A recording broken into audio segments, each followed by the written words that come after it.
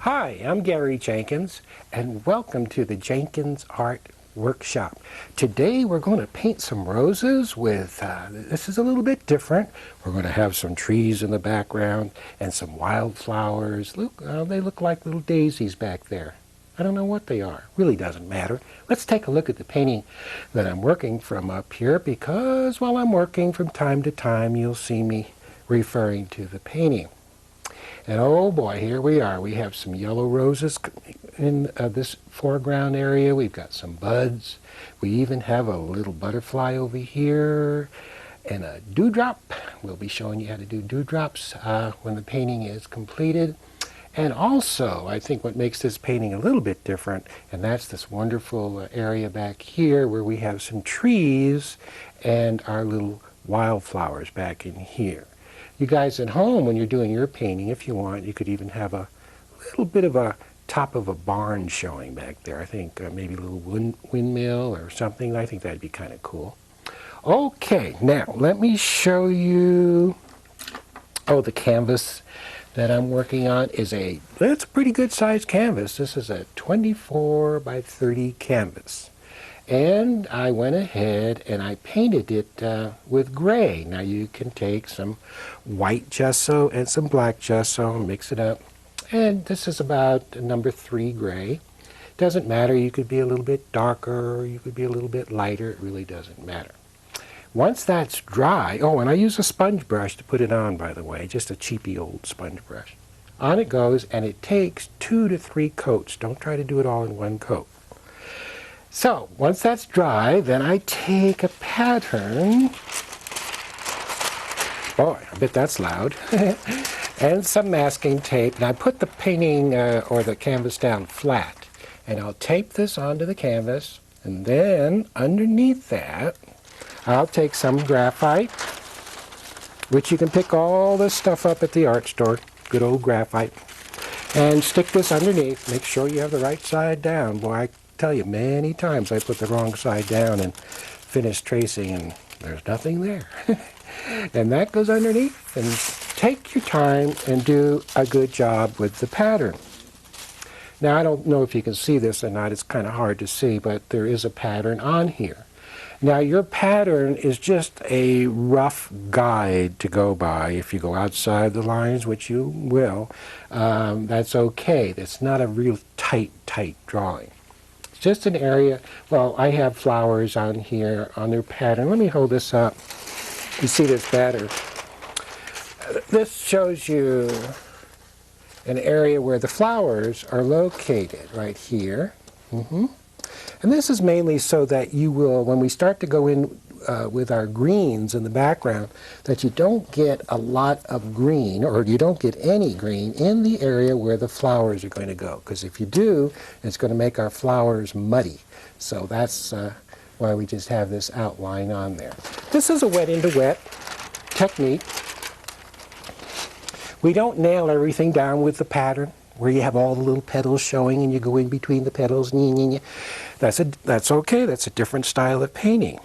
Actually, Catherine, my wife, we do a style of painting where we do very large paintings. Oh, boy, the roses are a monster.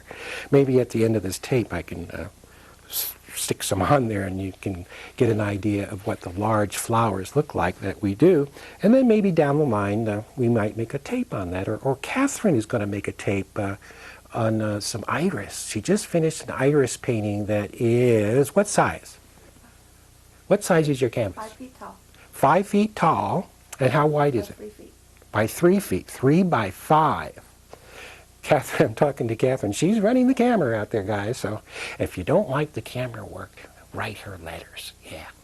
Anyway, 3 feet by 5 feet. But the video that she does, it won't be done on a canvas that large. But wouldn't it be fun for you guys to work on a canvas that big? Or how about, you know that big blank wall you got in your house? Wouldn't that be cool? Iris paintings, giant flowers with dewdrops. Well, that's another tape. Let's get started and let me show you. I've got brushes here. I'm going to start out with a good old fan brush. Now as I go through the painting, I've got several brushes, and I'll name the brushes off to you as I go through the painting. And I use a paper palette,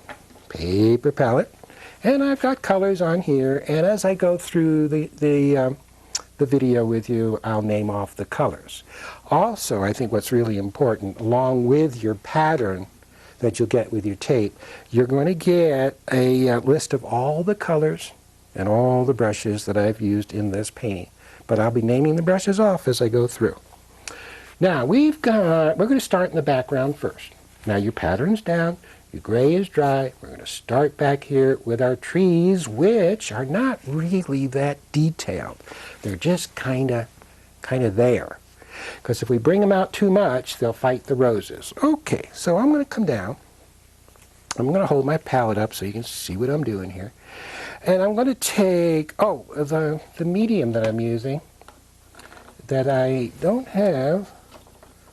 Pardon my reaching across here. I'm going to start out just using some terp. Now, the terp that I use is odorless. It's called terpenoid, okay? Which is one of the best odorless turpentines out there. It's odorless. Don't go to the hardware store and get that stuff. I know they have the big cans and it's a couple dollars and you go, oh boy. Don't get that stuff. It says odorless, but open up the top and smell it. It'll give you a headache. I don't know how they get away with calling it odorless, but it's terrible stuff. Don't use it. Terpenoid is about the best I've found out there. All right. Paper towels, pay 50 cents more and get the soft towels, okay? These are called Bounty. I had to look up on the shelf. What is that? Bounty. They're soft, they're absorbent, and they take and hold the paint off. They take the paint off your brush. Whereas the other towels, the paint lays on top and it gets all over your hands. So soft towels, the only way to go. Terp, why am I starting with terp? Because terp dries faster. And we're going to do a little bit of layering up here, so that's what I'm using. Later on, we'll get into some medium for the flowers. This is sap green. And I'm going to take a little bit, what are we going to start with? Maybe a little yellow. I'm not going to use any terp now. I'm going to be working dry. This is going to be called dry brush. And we're going to come up, way up to the corner up here. And we're going to start in just by coming in and kind of scrubbing. You can probably hear it. Scrub, scrub, scrub, scrub. And watch me come up past the little little drawing that we have with the side of the brush, which gives the illusion of tops of trees way in the back. Now when I come up with my brush, I come up to the tip of it, see? Now don't try to match all the tips exactly, who cares? Just get in there and do a nice loose job. Everybody's so uptight. Just get it on, honey. Just do it to it. Don't go on down. Now here we have a horizon line. That's where our flowers are going to be right in this area, so we'll stay out of there. Now working dry, it's a lot more forgiving. Now as we come over to the left, I'm going to add just a touch more yellow to this mixture. Woohoo, just a touch more. Wipe it on the towel if you get too much paint. And on it goes. Overlapping, when you reach this area, you're going to find some leaf design from your pattern. So just kind of overlap it a little. Don't just go up to it, but overlap it. But I wanted that to fade away. If it doesn't fade away enough, take your paper towel. Now remember, we have gray under there, which is going to gray this color down. Now if some of your pattern shows through, you can scrub it out by just going back and forth, and the pencil line will go bye-bye. Okay? Now once the pencil line goes, then you can hit it. Now while I'm taking paint off, which is bringing the gray up from underneath, you can just see how this is starting to fade away into the gray. All right. Now as we come across to the other side, we're going to start adding a little more color. So we have our sap green, very dry, no medium. And I'm going to put some sienna with it, which all that does is warms up the green. Okay? I take that.